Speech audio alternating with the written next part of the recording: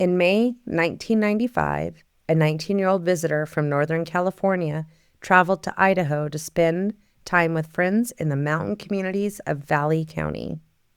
During Memorial Day weekend, Jeffrey David Towers joined a group of young Boise-area acquaintances at a remote cabin in the Paddy Flat area northeast of Cascade.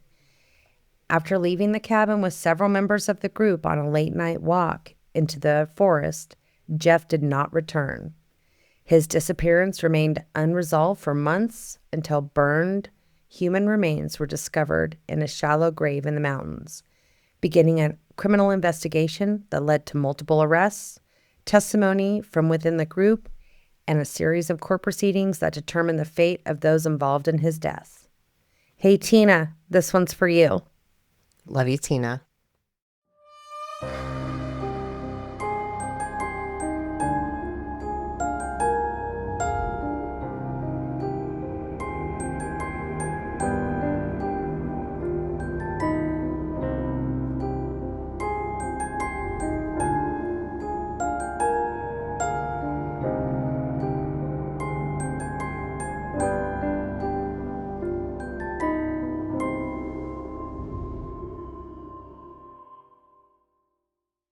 All right, everyone, welcome back to another episode of The Lethal Library. I'm Stephanie. And I'm Dani.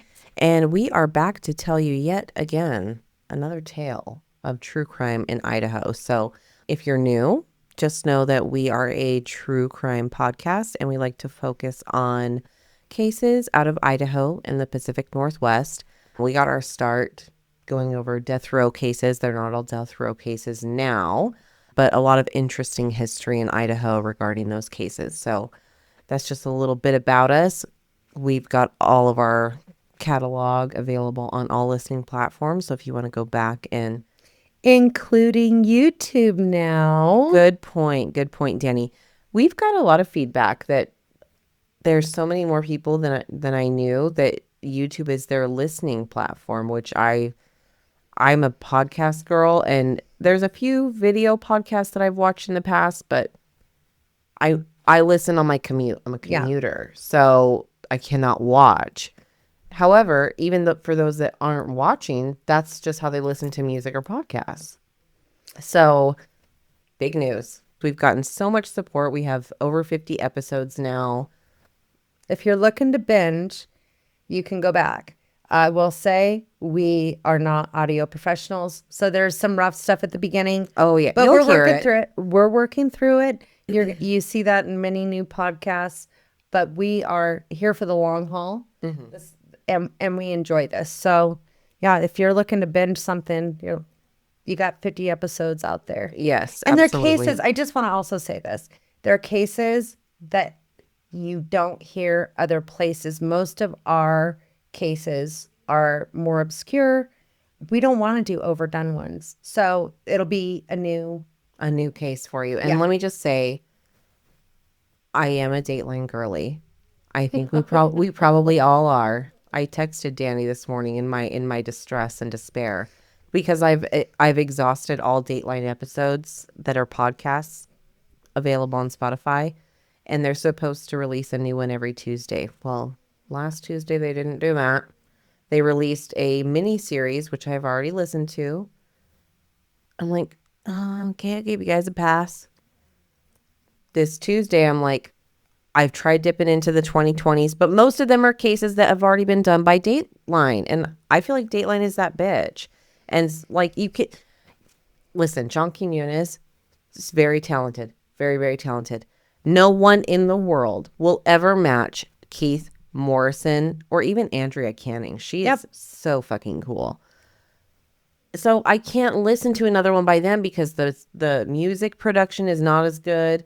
The storytelling, it's top tier. Listen, I'm a nobody, but I'm just saying I can't re-listen to a case I've already heard, and I'm expecting a new case from Dateline, and they dropped a miniseries again this Tuesday. I texted. What did I text you? You were highly distraught. I can't remember the exact words, but I said Dateline just released another fucking miniseries again. I am livid. period. I think it was something like that. Yes. And she was like, sis, you got to call Keith. I mean, if I think you should. Because, I mean, obviously Keith would be like, oh, the Lethal Library needs new episodes. Let's get on it. He's probably on his vacation before That sleeps. probably is it. They're like, Keith's out of pocket. We got to re-release something we already released. Anyway, so, but all I can say is to tie this in, if they released 20 episodes I'd never heard, I'd be in fucking heaven. So we got him out there for you. So go check us out. If you haven't been, and if you're a regular listener, welcome back. Yes, welcome back. Juicy one for you today. I'm excited. It's pretty, And when I say excited, I just want to clarify. I'm excited for us to talk about the story. I'm not excited like, ooh, someone's tragedy. Correct. No, I get excited to tell her the story. Mm-hmm. I do a lot of research. We love to yip yap. Oh, we do. But yeah, there's some in this. You're just gonna be. It's gonna be eek moments. It's it's like the yeah. Yikes. So, sources used in today's episode are articles from that bitch, the Idaho Statesman. I used her all the way through. Yeah. And Jeffrey Towers came up from Northern California and was visiting some friends here. Not quite exactly sure how he knew these people here.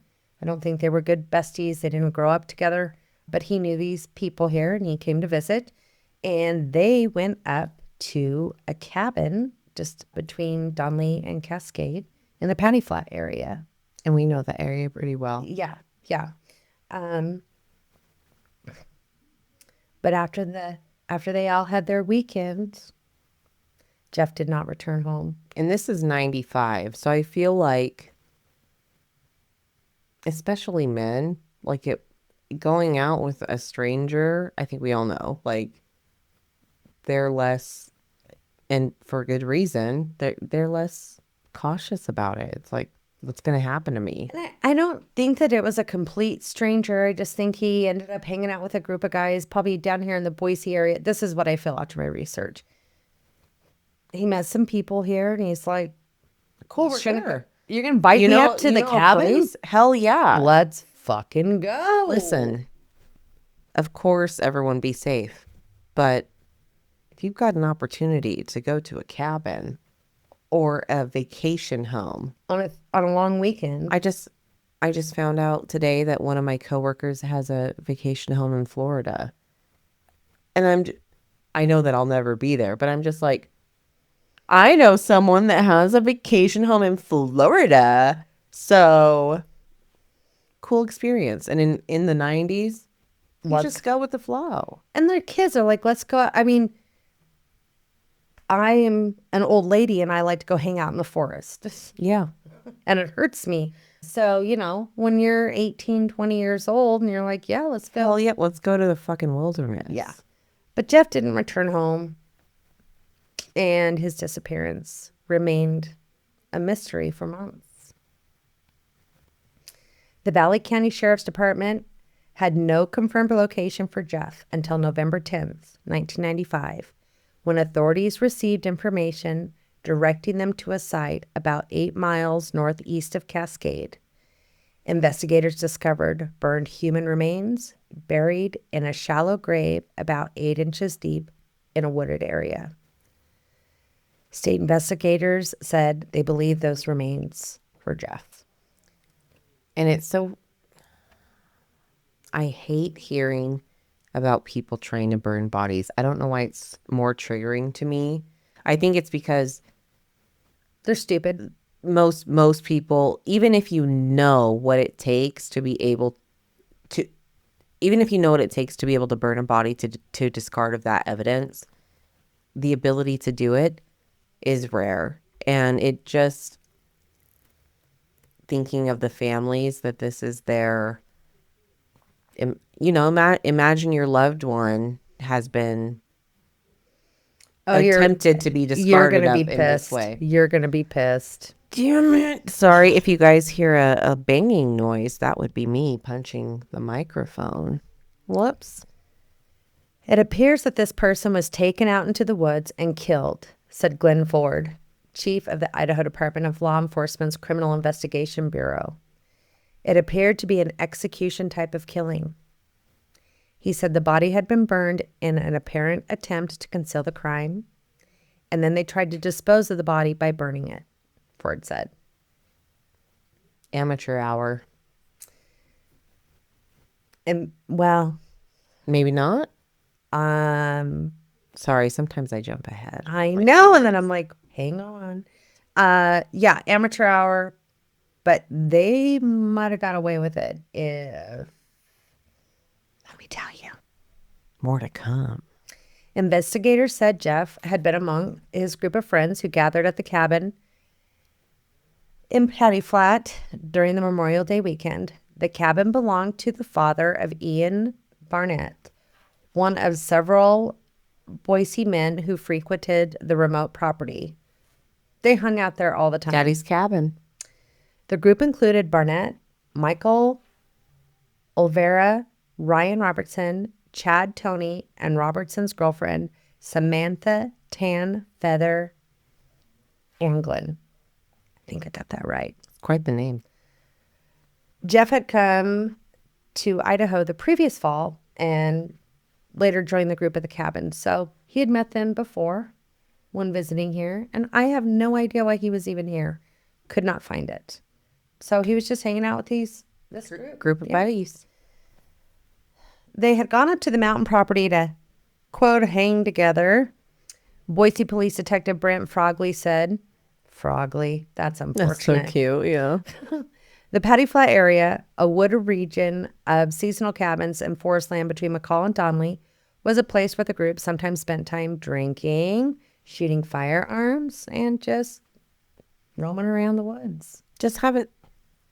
Listen, I think especially, I feel like that's a pivotal experience in like your teens and 20s. If your friend has a cabin, or likely it's their parents' cabin, that they have access to. Let's go. Listen, my sis, we got different dads. Her dad had a cabin. Extremely cool experience. And I know that when she was in high school, she was probably that girl because, yeah. I'm that girl now. You are that girl. I have a cabin. Dani is that girl. Like, let's go hang out and have fun. And we do. So, no, it's such a treat and a pivotal experience, I feel. If you've got someone that has a vacation home or a cabin or a something, even just a piece of property you somewhere. can let loose and just tear it up. Yes. Totally. You're going to have awesome experiences. So I can see why everyone was like, let's go. And investigators, again, said they didn't know what brought him to the state of Idaho. Quote, our information was that Jeff had come to Idaho from Northern California. Why? To visit friends? I just don't know, Ford said.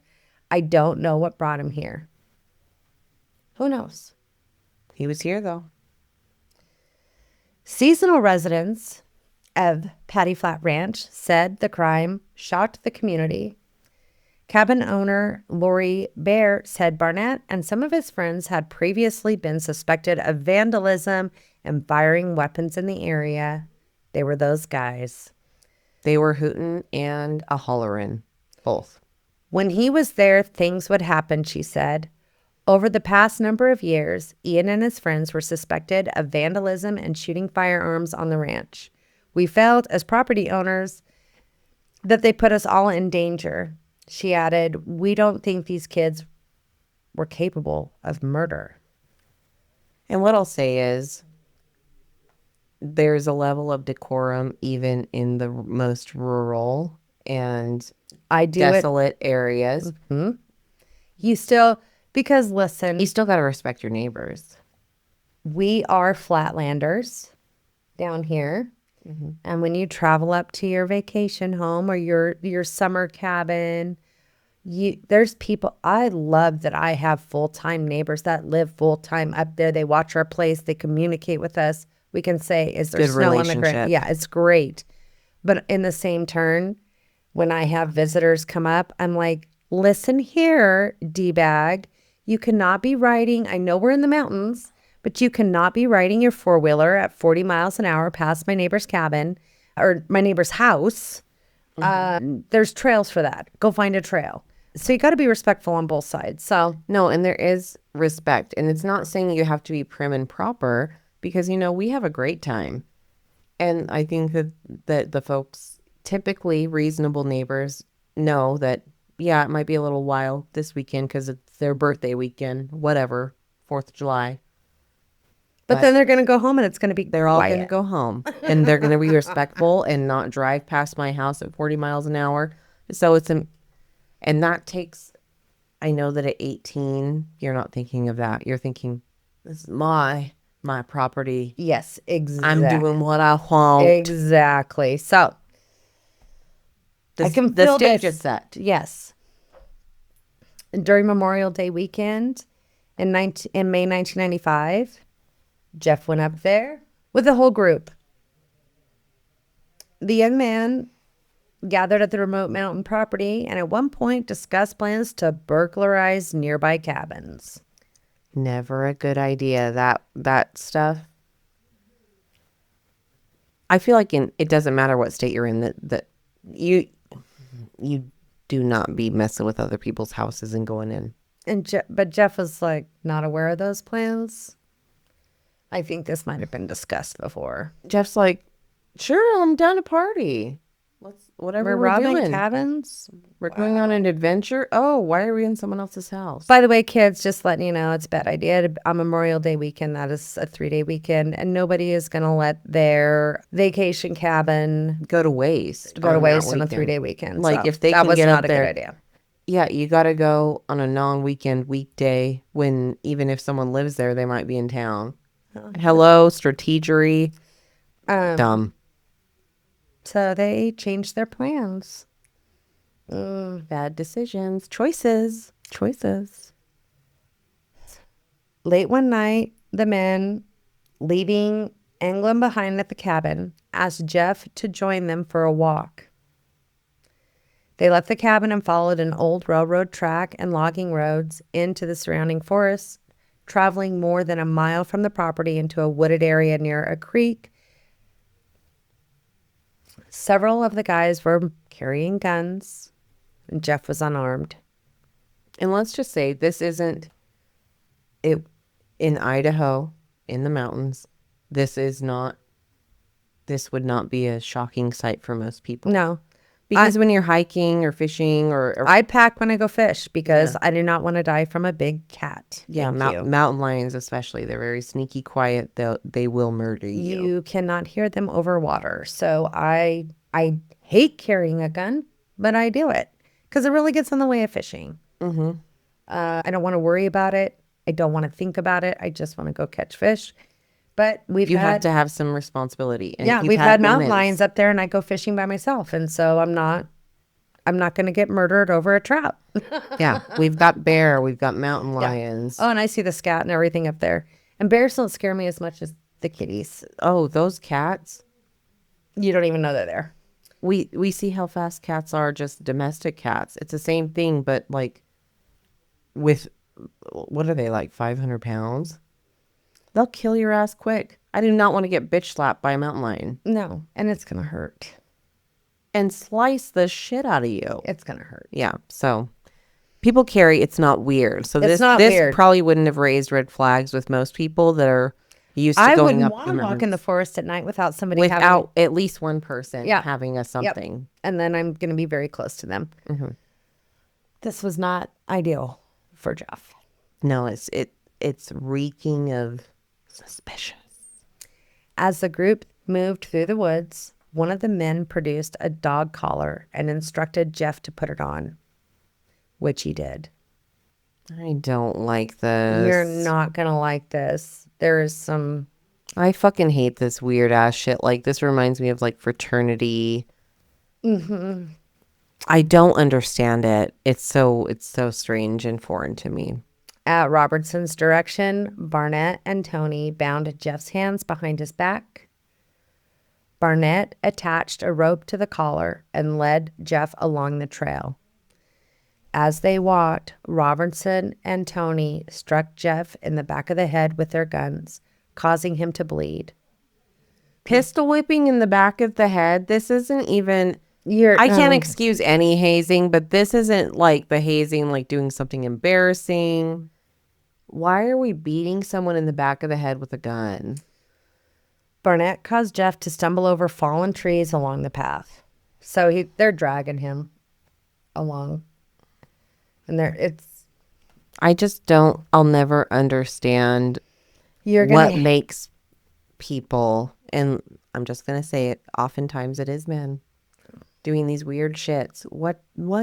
There's going to be a lot of humiliation stuff, so trigger warning. It's hate. But I feel like it's... Hate it. I know you do. The group stopped along the route and forced Jeff to kneel and drink from a puddle. When Robertson asked Jeff what he would do to get out of the situation, Jeff responded that he would do anything. Oliveira asked Jeff if he would perform oral sex for his freedom, and Jeff indicated he would. Oliveira told him he would not allow him to do that. I fucking hate this so... I just gotta fucking, like...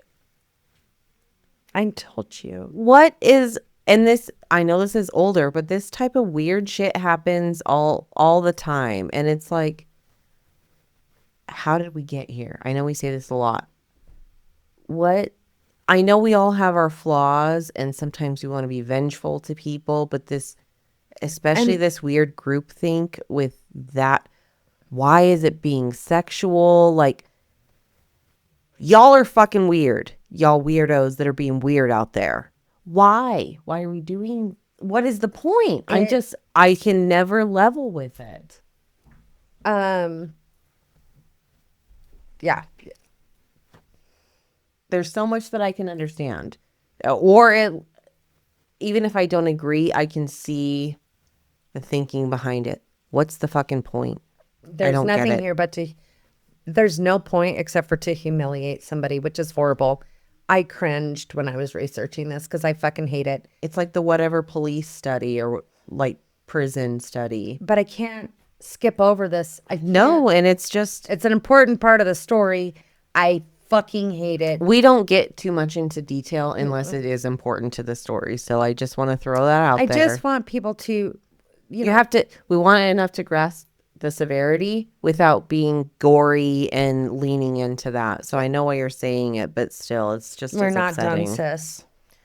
I didn't think we were, but here we are. They continued walking through the forest and at one point pushed Jeff into a stream.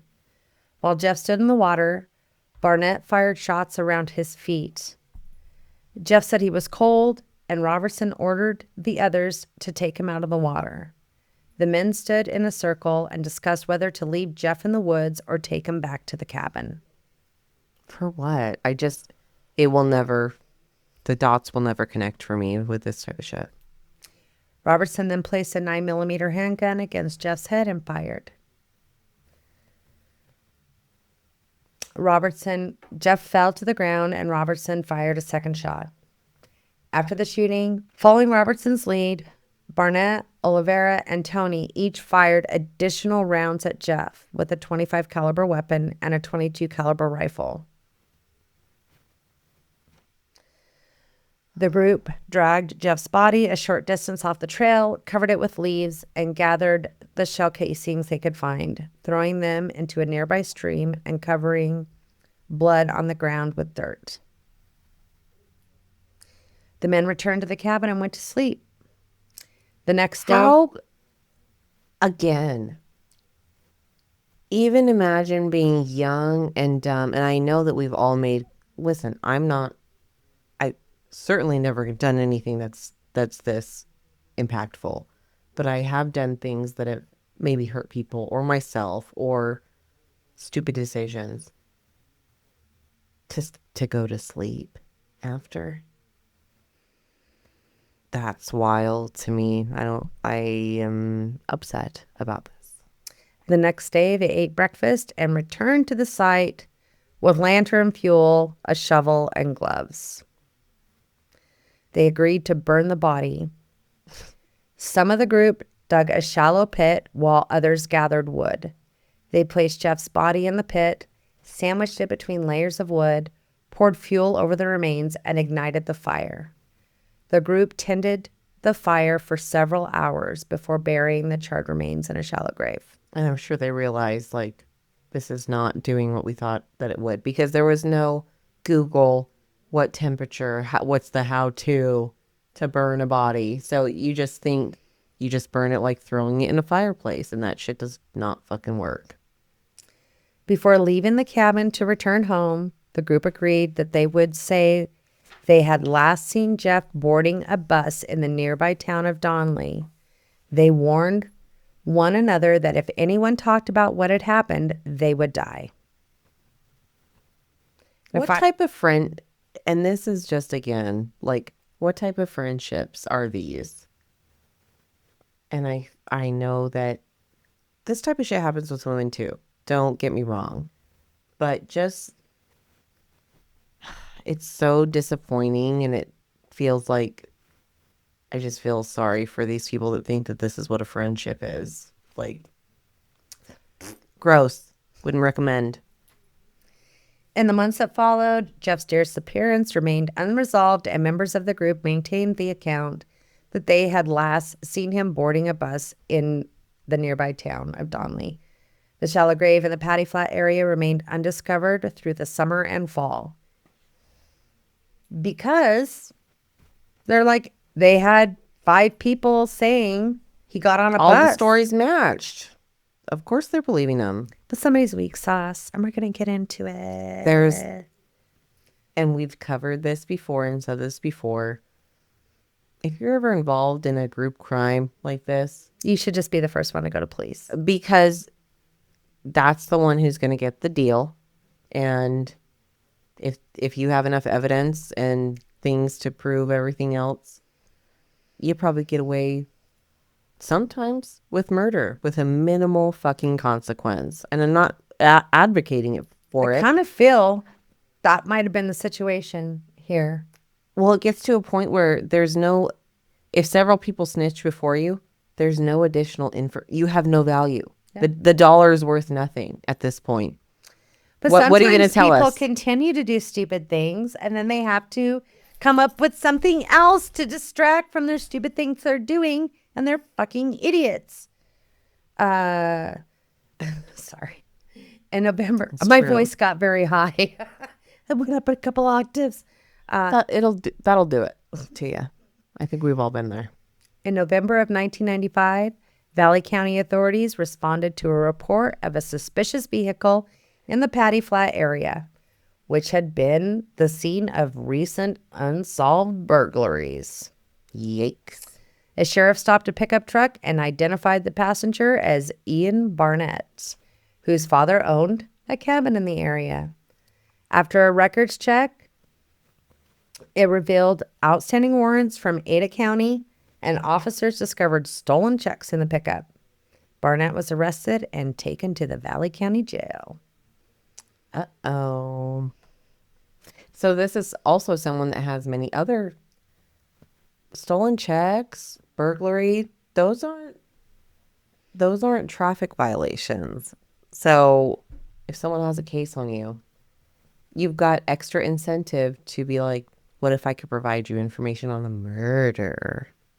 While in custody, Barnett told authorities he had information about the disappearance of Jeff. Shocker. After being advised of his rights, Barnett made statements about the killing and provided details about the location of Jeff's body. He supplied the names of the other people involved and led investigators to the site where Jeff had been shot, burned, and buried. On November 10th, officers traveled to the wooded area about 8 miles northeast of Cascade, and Barnett directed them to a shallow grave. Investigators discovered burned human remains buried beneath the soil. The remains were tentatively identified as Jeff. At the site, there were fragments of charred bones scattered through the burned pit. Yohe established a grid over the grave and removed the soil in thin layers, mapping the location of each fragment. He recovered pieces of bone, part of a shoe, and sock.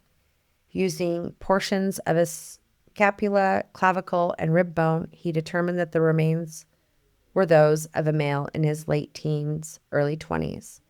And Robert Yohe did a whole thing on a whole article on this. And he was like, if they would have just got into that pit and stomped on it and crushed all those bones, like it probably would have been. It would have been very, very difficult. But he's like, they left it. And that's crazy that they got to the point of burning where that was even an option to crush. Because usually you can't burn it enough to just crush. No, it was down to that point. And when they're talking about portions of a clavicle or rib bone, like they did have lantern fuel, which was probably kerosene, which is a long burning fuel. So that's hot. And they were ahead of the game. But because we have campfires all the time. How do you not stir the fire? I mean, I know this sounds disgusting, but if they would have stirred the fire at all once it got to a point, it would have been very difficult for this archaeologist. Or even if you get a body to the point where it is in small pieces, putting that into like a river or something, how difficult would that be? But they did not do that, and because they're stupid criminals, dipshits. But this archaeologist was like, "This is easy breezy for me." Because everything was in the right spot. Crazy how they do that with the brushes and everything was in the right spot where it needed to be. It's crazy how they can do that. So I thought that was a really neat thing that they had an archaeologist come in and do this. Which kudos, because this is Valley County, and I'm not downing Valley County. It's just a tiny county. And in 95 to get an actual archaeologist, it's like, but that they had the foresight that would be needed in order to do this, instead of having Joe Smith, Mr. Detective, who is saying, I saw like some bones and stuff, nailing and they were people that are speeding and no, we need maybe selling some weed or something on the case, going out there and messing with this crime scene. They actually brought in somebody who knew what the fuck they were doing. Impressive. Yes, thank you. We love to see archaeologists. Look, we see a lot of shitty detectiving. So that was a big kudos. And yeah, this guy was awesome. And there's a whole article, and he just talked about it a lot. And we love hearing from an expert. Yeah. An archaeologist. Go. For forensic criminalists, the crime scene was cold in that so much time had passed since the act, Yohe said. But by using the archaeological gridding and mapping, you can turn up the fire on a cold scene. Ann Bradley, a criminalist with the Idaho Department of Law Enforcement's Bureau of Forensic Services, lots of big long news here. You're doing it. Said Yohe was able to determine the sex and approximate age of the victim despite the extensive burning of the remains. The absolute experts in their field, it sounds like. I love some experts. Especially at this day and age. I will take an expert over a jailhouse snitch any day. We know about them snitches, and sometimes they do be accurate, but it's a literal occupation. You can't trust it. He digs up old shit. And he knows his shit. Yeah. So, kudos. Investigators said the group had attempted to incinerate Jeff's body by placing it between layers of wood, pouring fuel over it, and setting the fire. Which, according to the archaeologists, they did a better job than most would have done, especially back in the 90s when you couldn't look up what to do. Like, you just cannot be putting a little gasoline on. No, it has to. It requires an intense amount of heat that's often hard to replicate in any open air situation. Well, they had dug a pit. The foundations were there, but most people think cremating a body is just putting a little fire on it. But I also think... No, it has to be intense. Which is where the fuel comes in, right? It's probably kerosene. But I wonder if Barnett had not been caught trying, how cold of a case this would have been. Oh, 100%. Right? Yeah. Right? So maybe it was really weighing on him. Maybe he saw that this might be his only out. People are always going to go out for number one, which is themselves. And especially if it's not like organized crime's a little different, because if you have everyone on the same page and you have people know that they might spend a few years for this or that, but you've got the means to get you out. But he literally got caught with some stolen goods. And he's like, I give. You want to know about a murder? Dumb. It's weird, but I'm not saying self-preservation. Yeah. I'm glad he did it. But I'm glad too. I'm not saying but it's just pointing out, if you think that you're going to do a crime like this and that your bestest friends, I don't care if you're relatives, your sister or brother. No. It could be your twin. Mm-hmm. And it could be your mother. Presented with the alternatives, most people are going to look out for number one, which is themselves. Mm-hmm. And there's just no getting around it. But I'm saying, over maybe spending a few years in jail over some stolen check. Yeah, who gives He's like, hey, you want to know about a murder? I don't know. His brain was not braining, because murder is a whole nother thing. Because you could even, who knows what deal you're going to get. Even if this is going to be so good, Steph. Even if you do it, you still could get nailed. You know, we're about ready to get into my favorite part. Let's giggity go. The court stuff, because I fucking dig it. So good at this shit. The recovery of the bones and other evidence provided investigators with a basis for criminal charges. Following the discovery of the grave, authorities began making arrests. Michael Oliveira and Ryan Robertson were taken into custody and charged with first-degree murder. Samantha Tan Feather Angelin was arrested and charged with harboring a wanted felon. Within days, Barnett and a 17-year-old male were also arrested and charged with first-degree murder, and the juvenile was prosecuted as an adult, so investigators later identified him as Chad Toney. Authorities described the killing as an execution-style slaying carried out in the mountain setting by people Jeff had believed were his friends. So sad. Fuck these guys, dude. I know, and this is why, like, men need to cultivate better relationships. It's honestly saddening to me. It makes me feel sorry to not have that connection like most women have. Investigators said they had not established a clear motive for the crime. There's one other suspect, a man, a teenager. Valley County Sheriff Lewis Pratt said, no motive, none that we've come up with right now. And the teen they were talking about was Tony. And again, it's pointless.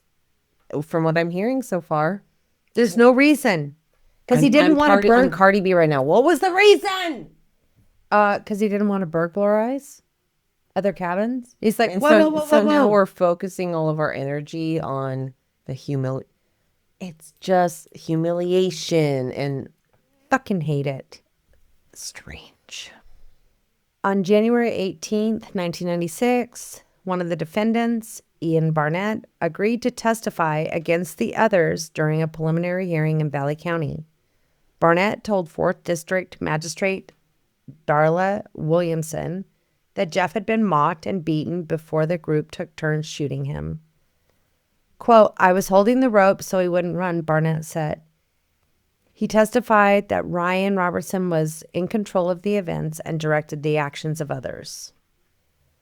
Barnett said the group, including Robertson's girlfriend, Samantha Angelin, had been staying at his parents' cabin in the Patty Flat area near Cascade. He said the men had planned to burglarize neighboring cabins, but that Jeff was not aware of this plan. According to Barnett, the men asked Jeff to accompany them on a midnight walk and led him along an old railroad track away from the cabin. Ryan withdrew his gun from his belt and he told me to tie Jeff up, Barnett said. He testified that Robertson placed the 9mm handgun against Jeff's head and fired. Ryan put a 9mm an inch from Jeff's head, Barnett said. Jeff winced and Ryan shot him in the head above the left eye. The violence is just the escalation and how did we get so here. Quick. I know we say that all the time of how did we get here? How did we get here? Barnett said Robertson fired a second shot and that after that, Jeff fell to the ground and then the others fired the additional shots. For what? What was the reason? Barnett said Robertson and Oliveira were members of a gang called the Crips Before Christ. This is where I gotta fucking draw the line. And listen,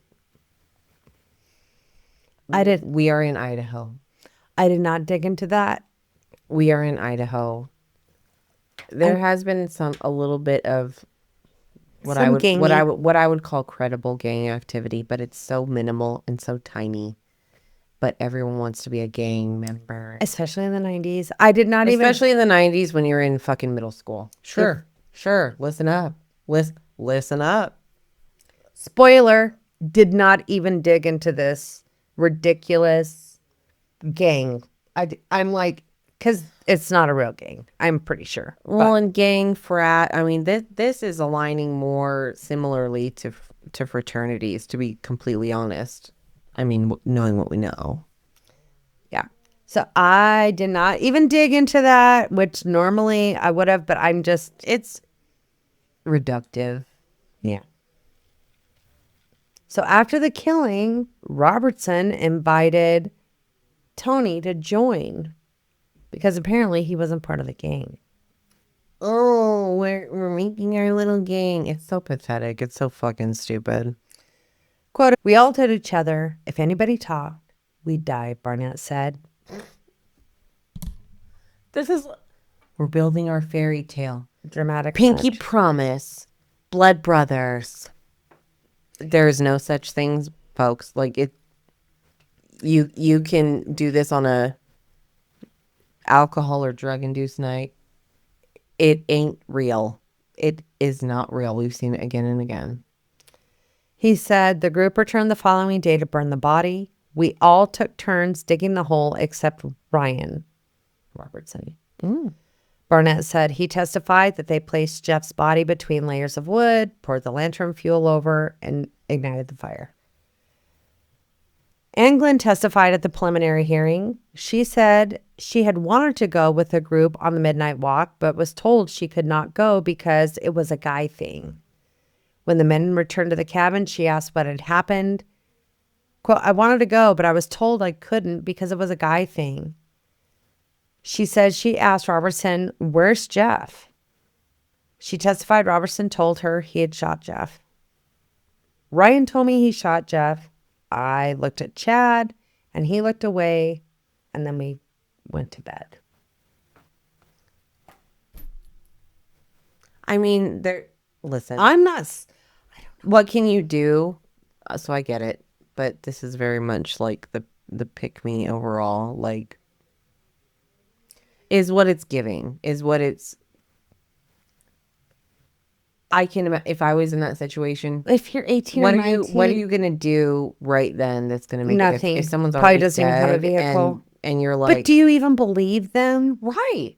Of like, okay, sure, they're pranking me. Whatever. Where's Ashton Kutcher? Right. Where's Ashton? No, I can.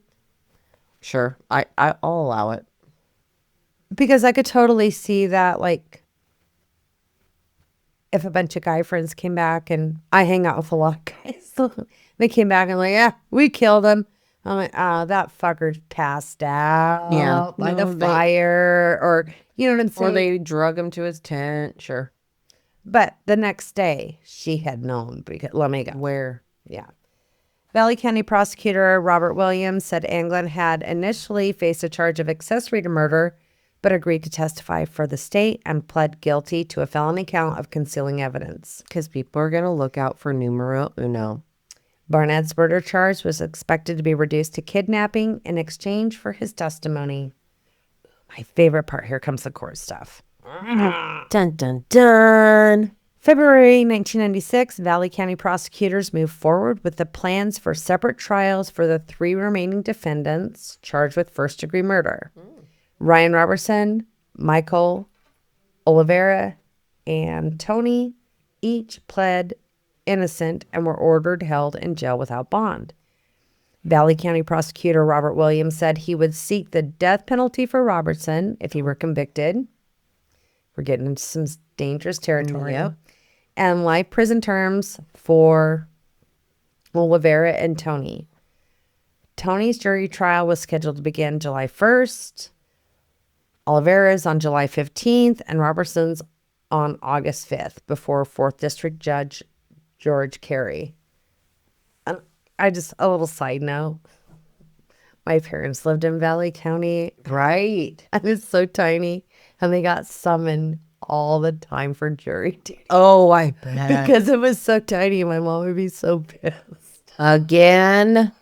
She's like, I can't be the arm of justice in this town. I've got the weight of this entire town on my damn shoulders. And because they're like, boom, boom, boom, I feel like I everybody bet everyone was like, in the whole fucking county got, oh my God, that's like doing the vlog.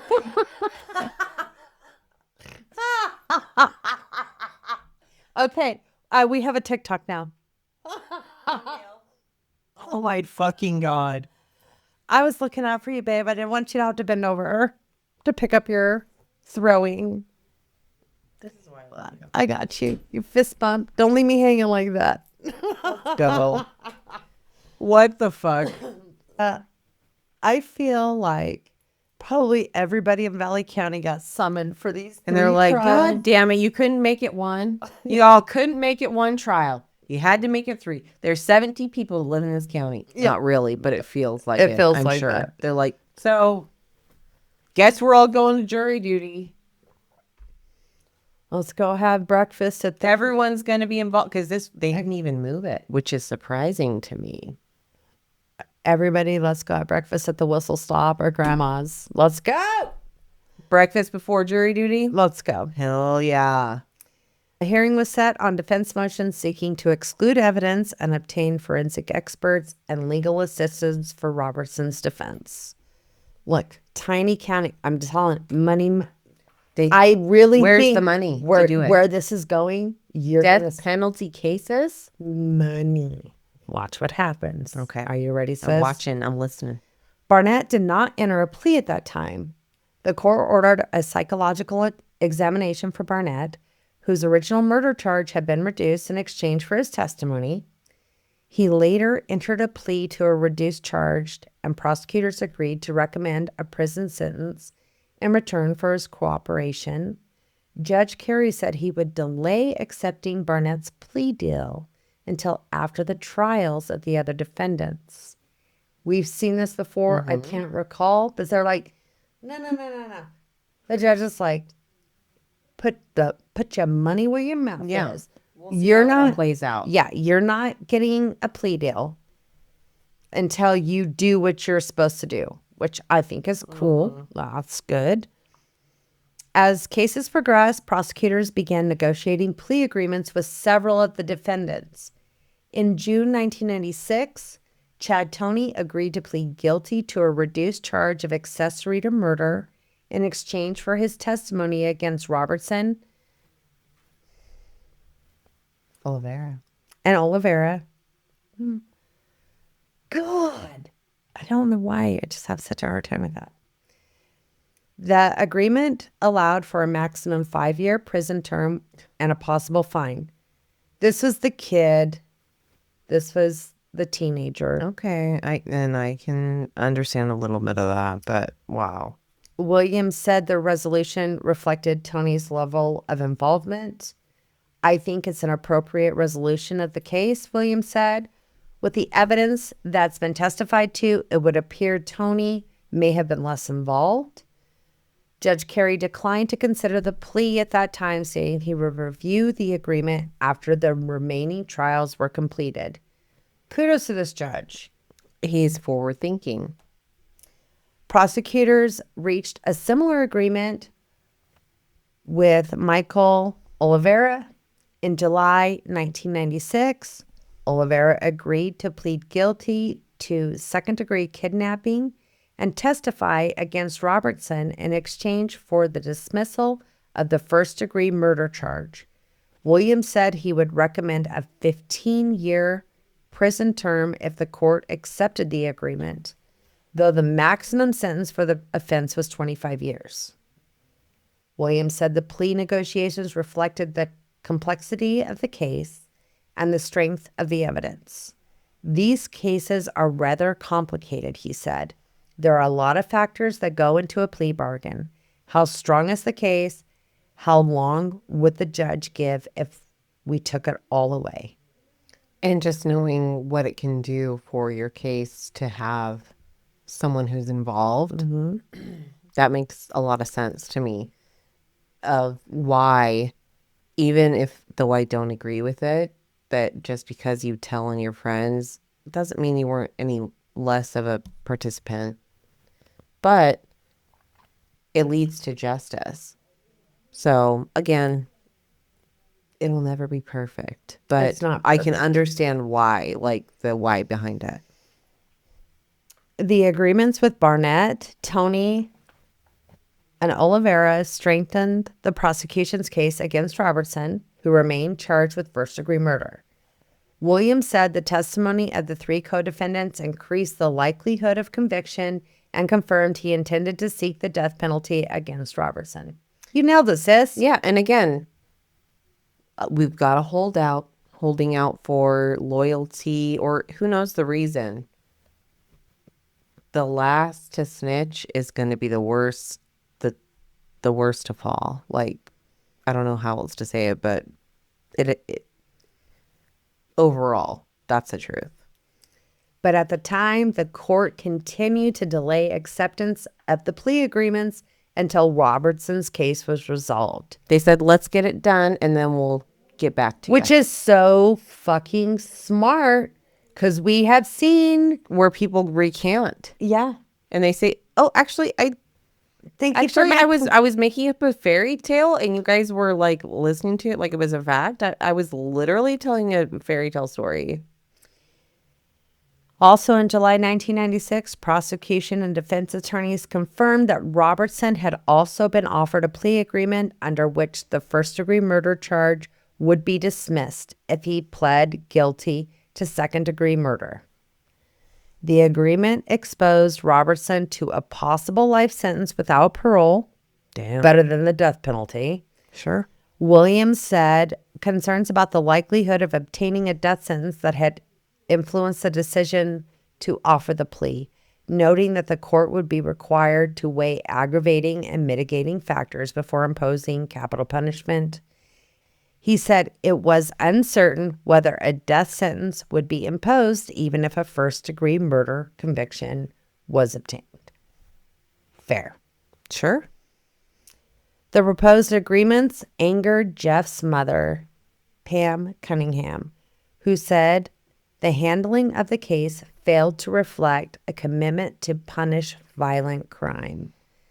She said she intended to challenge the prosecution's decisions and urged the court to reject the plea arrangements. I'd be pissed if I was a mama. And that's, you can't shade someone for that, because I understand the judicial side. and the nuances of that. But there is a poor mother out there that has lost her son. Mm-hmm. And I do like when the court takes that into account. How, like, so whatever side it is, this side or that side. So, like, hey, we don't believe in the death penalty, even though this absolutely qualifies and that's on the table. We prefer that it not. Or vice versa of, this is what we want. This is what we think is justice. This is what it is for us. I feel that that's important stuff for a judge to take into account of what are the family's wishes, because they're already going to be traumatized enough through the case and the appeals and everything else. So I feel like one of the least things you can do is pass down a sentence that they agree with. So if someone does not want the death penalty, they don't agree with that. If it's in your discretion legally, why not go to their wishes or vice versa? So, but yeah, it's tough. Public reaction to the agreements prompted discussion among state officials about whether higher authorities could intervene in cases in which prosecutors agreed to abandon pursuit of the death penalty. So, people aren't liking this. They want the death penalty. They feel like this is a death penalty crime. And they aren't aware of the nuances and why Idaho, why it's become such a, or it had at least at this time, caused so much extra money, funding, time. Nobody was getting executed at this time because It was taking decades. and it was what was it 2002, because the way that we were issuing death penalties was unconstitutional. Incorrect. And so, fuck, Creech had been on death row for, So it's a compounding issue. Yeah. Because it was being passed out like candy for years without following the fucking rules. yep. We were feeling, we couldn't, I'm sure some people could imagine the actual impacts, but we're starting to feel the actual impacts of the appeals and the money needed to go over these cases or sometimes retry them. Millions and millions of dollars. Cajillions, if you will. And so, with the Koberger case, there is a reason that they let him plead. Because, well, I think he wanted to plead because Idaho is currently, we have now reinstated the firing squad for the death penalty. And there's no weird wishy-washy drug issues. We're not calling Black Doug at the corner store. This doesn't mean that we agree with it, but this is our reality. Yeah. And so I think that weighed heavily Of like, oh, it's not a fuck, iffy, thisy, thatty. No. Creech has been on death row for decades. I'll be on death row for decades too. That's not. And again, this always has confused me about serial killers. I feel like if that was me, I would much rather just have someone end it for me than be chilling in prison For 40 years. Yeah. Yeah. But it's that ego and that narcissism that is killers, that they're like, they can't imagine being killed themselves, which is wild to me. That is when they can so easily end a life. I mean, in this one, as a group, they so easily were like, for no. yeah, let's just shoot his dead body. He was I imagine that he was several gunshots to the head and everyone's like, let's all shoot him. What the fuck are we doing? So I feel like the narcissism and the just nasty personality traits are so that they can't even bear for someone else to take their life without their consent. Whereas me, I'd be like, I'd rather just conk out. Get Black Doug. Give him whatever cocktail. Give me whatever cocktail he's got. Let's see if it works. And that these guys on death row have fought this cocktail for so many years, and it's like, I'd rather be put to sleep than get shot. Anyway, like, let me rest. But now we're bringing it back to the real stuff. So I'll be very interested to see what happens in the next few years with the people with that the we cases. have, with the people that are on death row. Chad Dayhill, Daybell. yeah. Boo, tomato. Well, he has the death penalty, and I'd be very interested to see what happens now, because a lot of these appeals, I mean, we go through the court appeals, but a lot of these appeals are with reference to the execution method, and there is How's that gonna look? There's no precedent. Well, no, you're getting shot by a gun in the heart. There's no, I'm gonna stab you in the neck with a knife. It's that simple. Yeah, that's it. There's no dramatic, these drugs I could feel pain, which is a big one. And they fucked up that execution of Creech so bad. And that's why Episode I feel like they shouldn't have even done it. Yeah. Because once something's fucked up, that creates questions. And now it's just horrible. Creech, long episode. It's our first episode. Audio, not great. But the story's there. This was, Dani and I were shitting. We thought we were so ready, and then we get up here and we're like, I don't know what to do with my hands. Get the fuck out of that case. And I was so ready, and I was like, this is how I need to do it, and was like, so listen. We've grown. And I hope, and if you see that, or if you have feedback in general, based on Now and Then. But the story's there. The stories. It's crazy. It's crazy that story was able to go on so long. So go check it.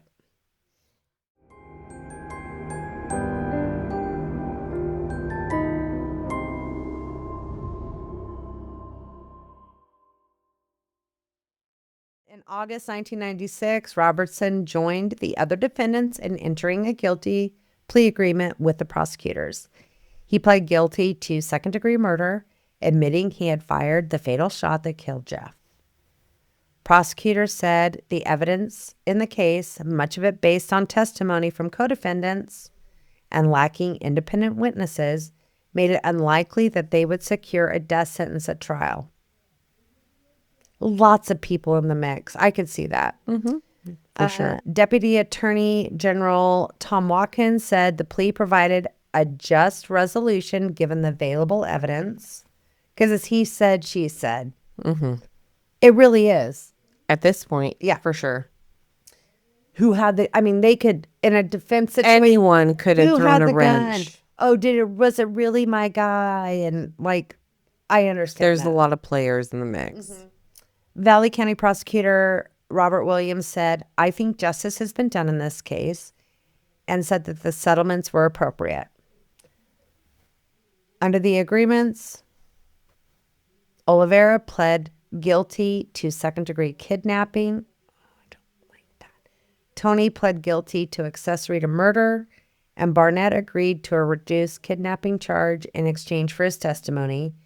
Judge Carey scheduled a hearing to determine whether to accept the plea agreements and set a date to consider the sentences for the defendants. Because fun fact, which I didn't know until I saw a somewhat viral TikTok, when you do a plea agreement, the judge does not have to agree with it. So you may think, I'm just going to do this, and at least it's, 5 years, whatever the case may be. I feel like the judge can deny it and say, that's nice. I don't agree.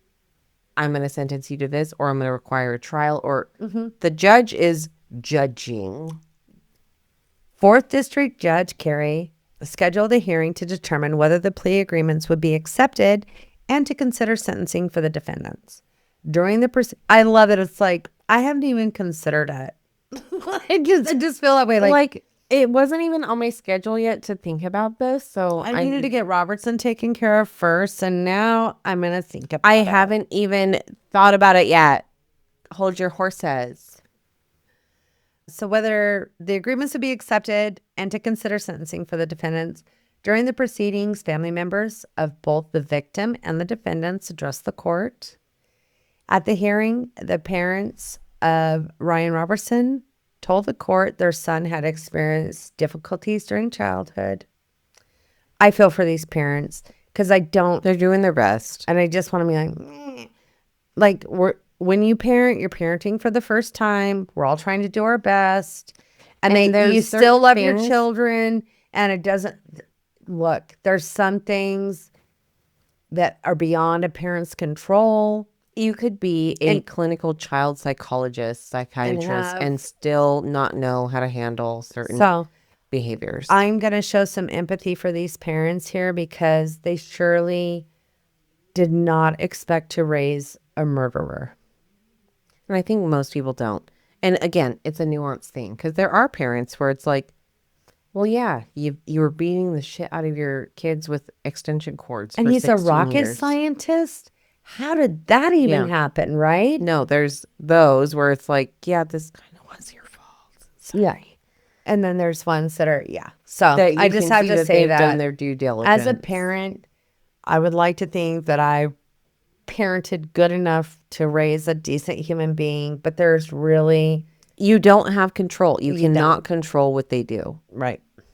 at the end of the day. You can try to instill value. And even if you instill values and you're good, God loving people, It truly doesn't matter. No, you can still end up You with cannot somebody force that is a criminal, but being a murderer, or maybe sociopath, stalker, terrible. or they're strung out on doing drugs, and they're like, we don't even know anybody that does drugs. Like, it's such a foreign concept to people. Anything can happen. You So, cannot force I just have another a little adult. empathy for the parents, because surely at having an 18 to 20-year-old kid, like, they're still children. A baby.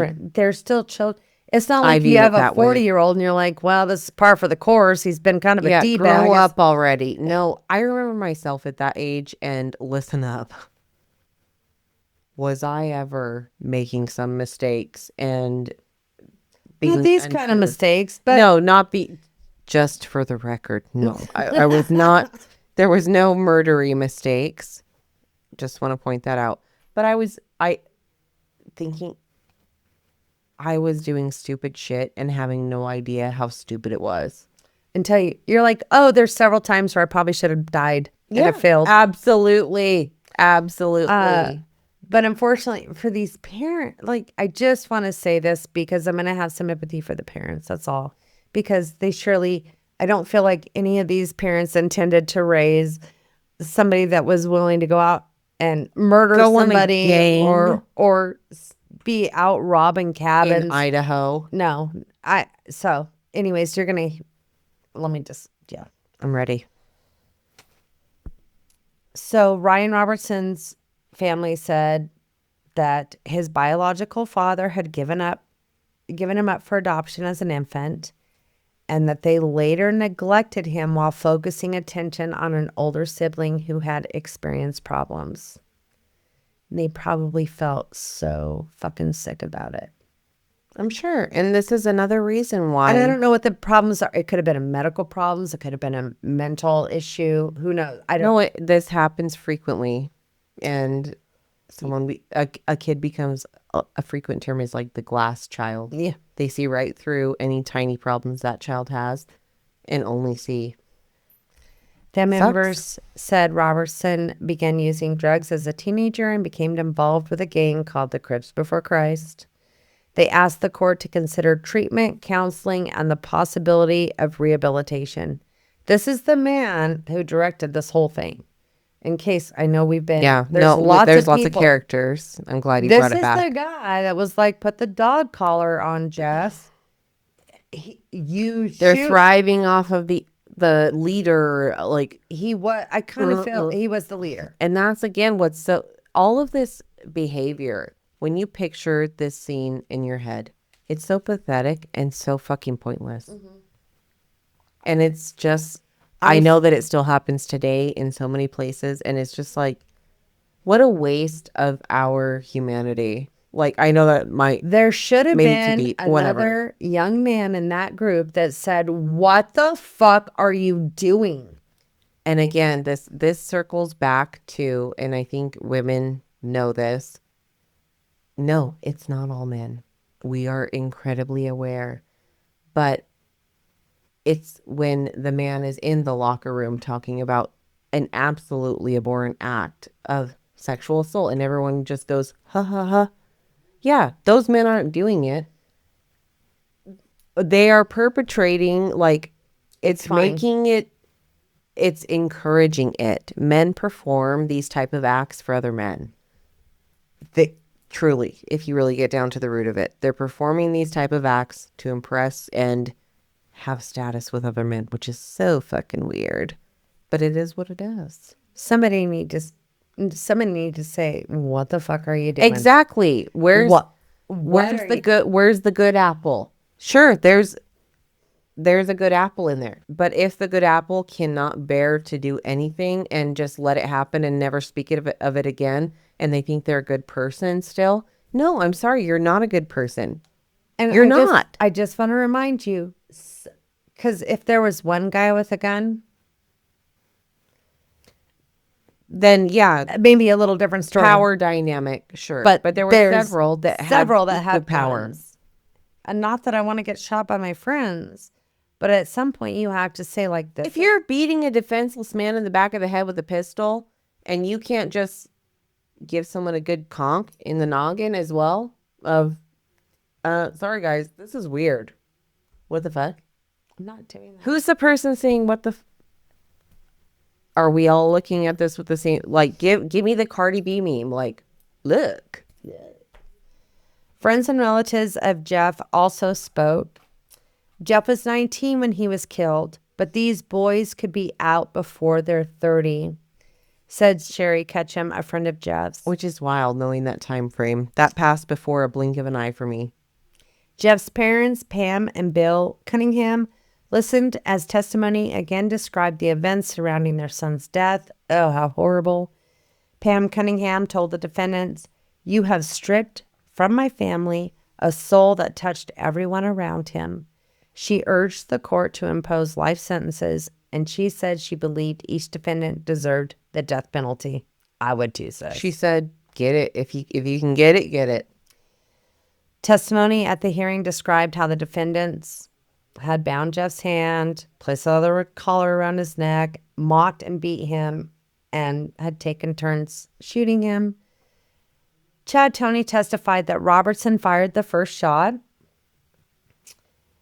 Now that we had witnessed it, he said we all had to shoot too. Weak-minded bullshit. Well, someone shot, so now we all gotta shoot. Yeah. What fucking logic is that? Toney told the court that after the killing, the group agreed they would discuss the crime only among themselves. Ian, this is Barnett, said that any of us need to talk about it, to talk to one of us four in the group, he said. He testified the group returned the next day, burned the body with lighter fluid and wood, and buried the remains in a shallow grave. On September 26, 1996, Carey imposed sentences on 3 of the defendants and gave each an opportunity to speak before judgment was entered. Ryan Robertson, age 20, received a sentence of 25 years to life in prison for second-degree murder and would be eligible for parole at age 44.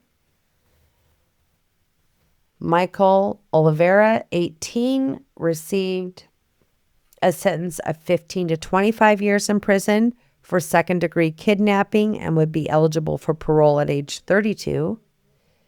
Chad Toney, age 18, received a 5-year prison sentence for being an accessory to murder, and the court denied him the possibility of parole. Okay, so you got to do your 5 years at least. And because I hate when it's like 5 years and they get out in 6 months. And it's like,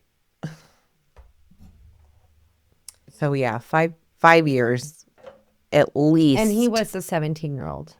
I know that. Not But a 17, but yeah. listen, I understand being 17 and going and doing a little drug, and maybe We're not murdering about spray it. painting a little building, maybe you broke a window, even stealing a car, and not from someone, like carjacking, stealing an empty car. Yeah. I'm not advocating for it, but People are you hurting someone? Are you traumatizing someone?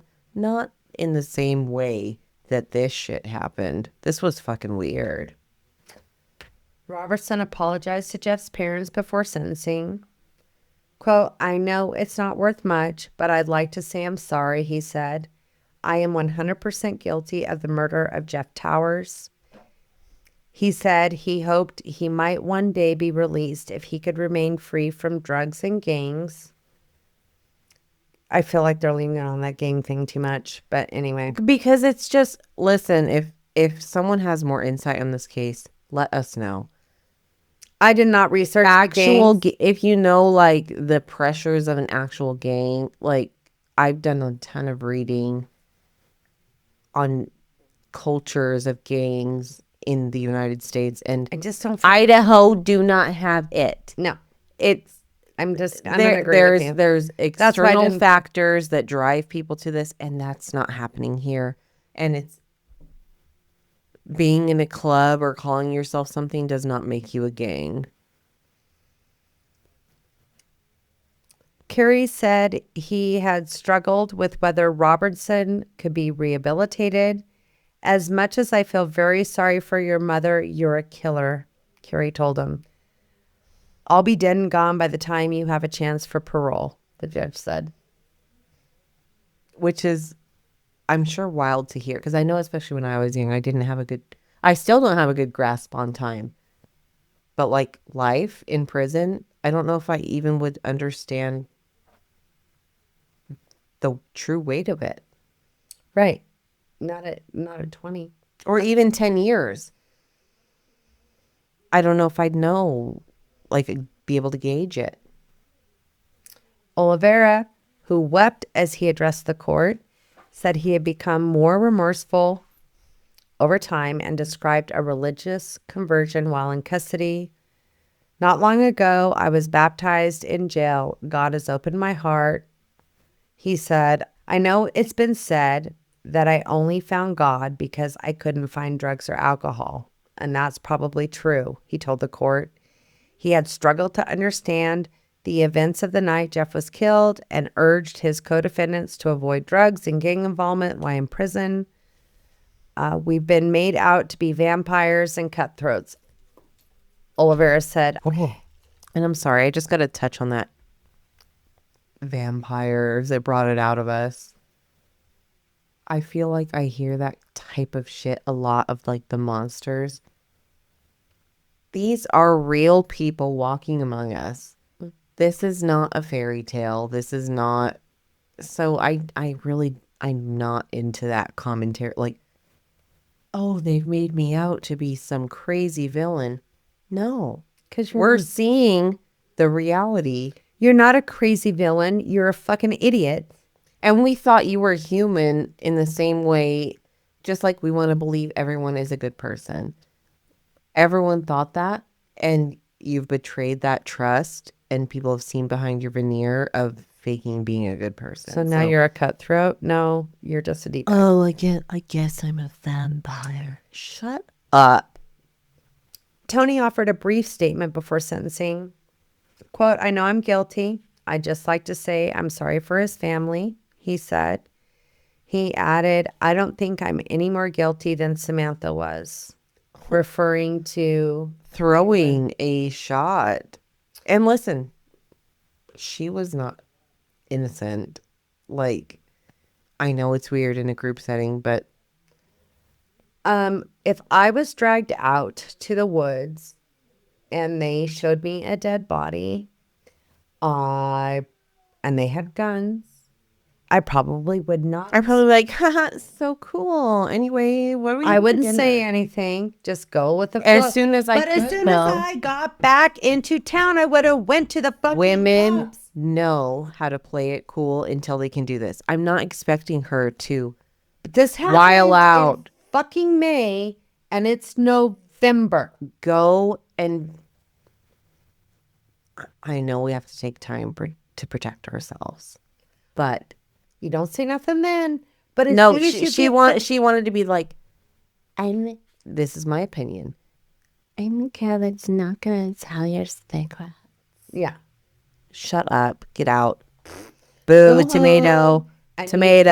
fucking tell your mom and dad, and then mom and dad go get an attorney. Yes. And then the attorney calls the cops and says, this is what happened. We can She provide you wasn't some involved. information and protect her. Yeah. Then you wouldn't even got probably charged with anything. But here we go. Tomato, boo. Pam Cunningham, Jeff's mom, said afterward that she was relieved by the sentences imposed. I can live with that because there were some long-term sentences. She said, though she dismissed the defendant's apologies as meaningless and said that there was no room for forgiveness, fair sis. And Robertson's mother wept during the hearing. And I'm sure. It sucks. Samantha Anglin, who had helped bury Jeff's body and failed to report the killing, received probation. A fourth defendant, Barnett, was not sentenced at that time because this is big. He was not sentenced at that time because one of his attorneys was unable to attend the hearing. His attorney was sick. So he was taking care of everybody, and now Barnett's left. Dun, dun, dun. After sentencing the other defendants, 4th District Judge George Carey rejected the agreement that would have allowed Barnett to plead guilty to second-degree kidnapping for his role in the killing. The judge returned the case to Valley County Magistrate Court, where prosecutors could pursue more serious charges. He wasn't happy with it. Listen up. I don't think y'all are trying hard enough. What is this? Barnett, who had originally been charged with first-degree murder, along with all the others, withdrew his guilty plea after Carey refused to accept the sentencing recommendations contained in the agreement. The drama.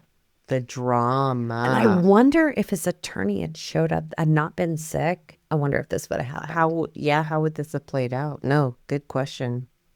A first-degree murder charge was again filed against Barnett, making him the only one of the 4 original suspects who had not completed the court process. Shit's rolling downhill in a big way.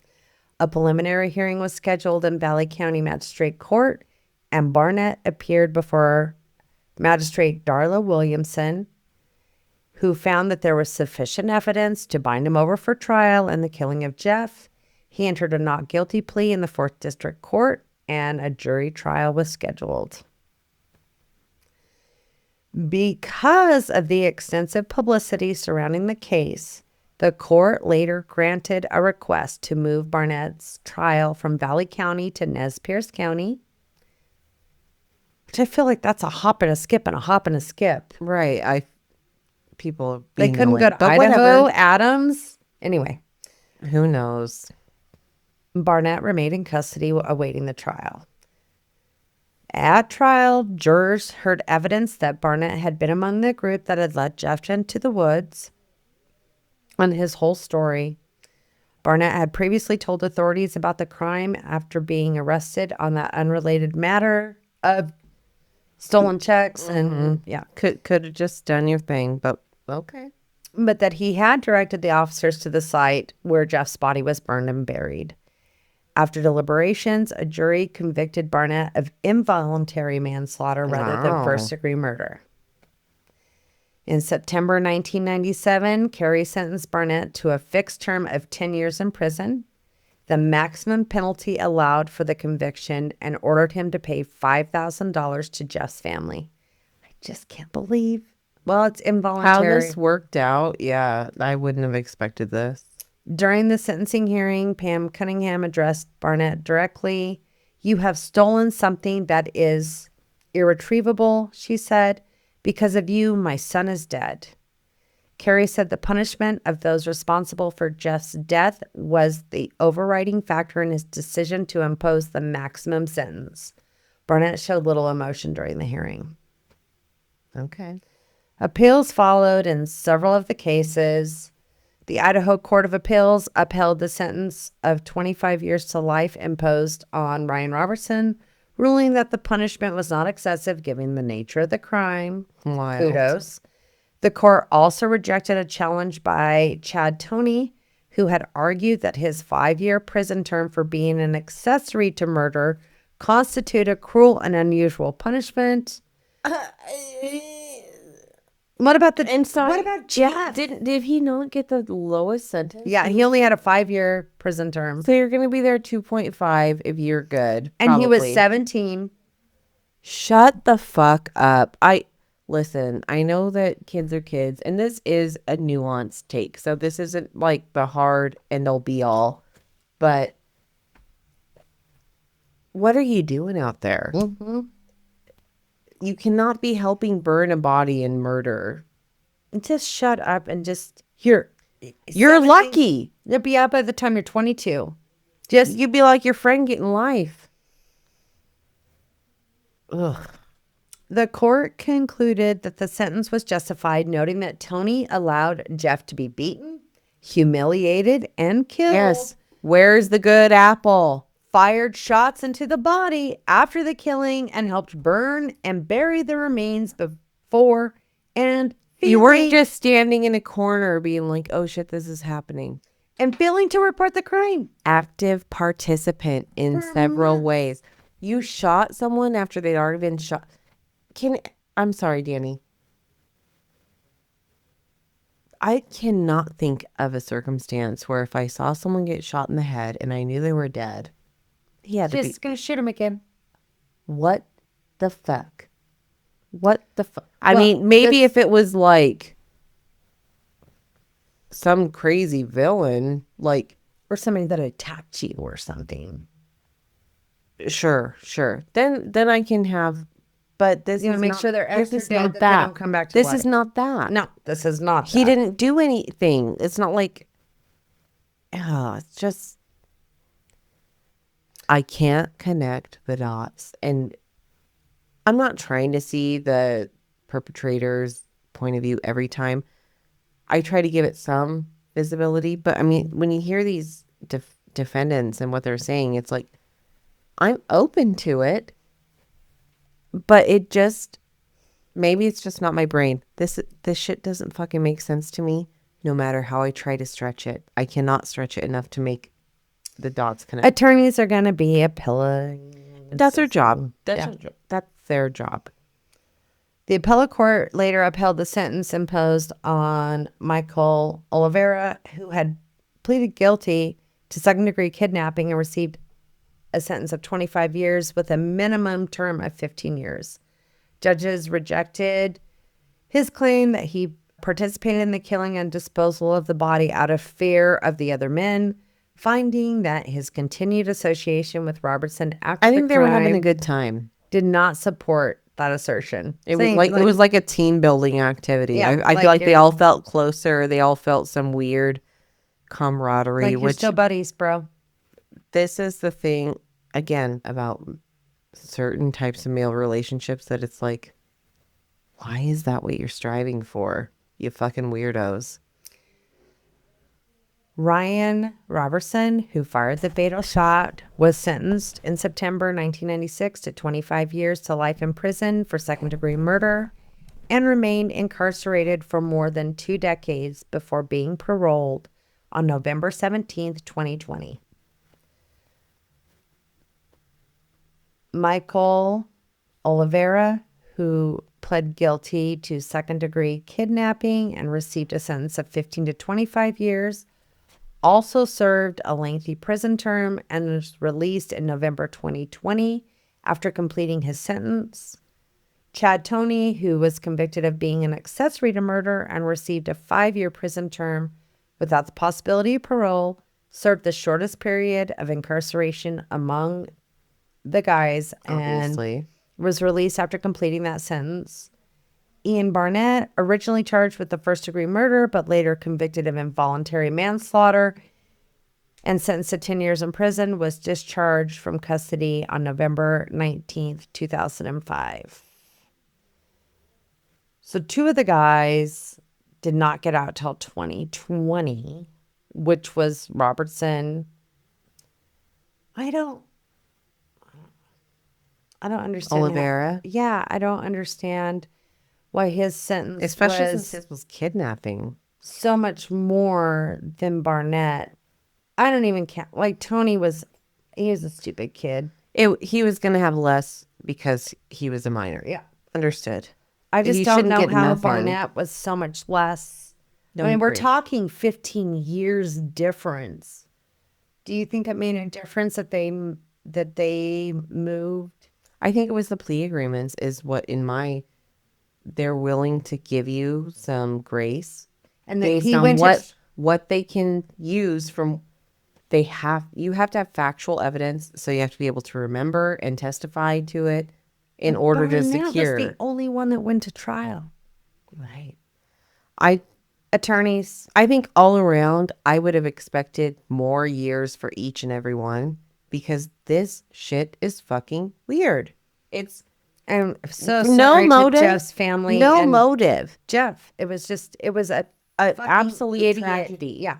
It's a tragedy of the pointless violence I can never get over. And this mob mentality, I really do think that was it. A lot of Weird brotherhood gang. Like, it's just so loserish, and I can never get on board with it. It's like fake camaraderie, the frat brother stuff. You're basically trying to traumatize yourselves to get close to each other and have a close relationship. I feel so sorry for the men. And listen, I will say this. Yes, I know. It's not all men. Completely understand that. But for the men that think that this is how you build a brotherhood and a close relationship with someone, I feel saddened by it because I feel like most women have incredibly strong bonds with their female friends for one reason or another. And I think a lot of it's vulnerability and just not being afraid to show your weaknesses. And it's not this, who's the most macho in the group and who can we beat up and we can all feel good about ourselves from doing that. That's so much more rare in women. Listen, we're not perfect. There's some weird shit that happens. But overall, I feel just saddened by men that think that this is the way to build a solid friendship, because we've seen that is not the case with many men. Well, we've done cases on it where everybody flips on everybody. And I would also just like to say, I did look for Jeff's obituary so that I could give a little bit more of insight of who he was. I couldn't locate one. So all I had was testimony from the court case that his mom said. Right. About Jeff. And I'm sure like it was completely unwarranted regardless. Even if you, but I just like to be a little more victim forward. Like I like to be able to talk about the victim. And so I always apologize when I can't find things, and I could not find things. So it wasn't for lack of effort is all I want to say. And that's true. Dani is the queen of effort. Except for when it comes to the Krebs against Christ, lack of effort big time. I wasn't fucking even going to bother with that bullshit. So yeah, get that shit out of here. Anyway, Dani. Hey, Tina. Love you, Tina. Good recommendation. And just so you guys know, when you guys recommend us cases, sometimes it does take us longer because sometimes we've got several cases already recorded. And sometimes, depending on the case, there isn't a lot of public record in the papers about it. And that's where Dani... And I not be rich and going down and being able to pay $7 a fucking page. So it doesn't mean that your idea was bad at all. Because we love suggestions. It might be a cool ass case. But if we can't get the information that we need, and Dani is an absolute bloodhound with this, if we can't get it though, there's no way. If I'm getting 5 or 6 articles on the whole, that's not a story. To make a quality case for you. Yeah, I cannot even give you a full recap. It would be a 15-minute episode of this is what we think happened. And we don't know, and I'm not that way. So no, we want to get it. We want to get just the facts, ma'am. We just want the facts. We want to add our context, and that's it. So anyway, if you didn't hear from previous episodes, we had some episodes unknowingly blocked on listeners like Spotify, Apple, wherever. All of our library is available now. Check it out if you are a new listener. We appreciate your comments and emails. Keep it coming. Love it. If you have any concerns, questions, suggestions, the Lethal Library at gmail.com. And lastly, 10-4 Rubber Ducky. Fuck yeah.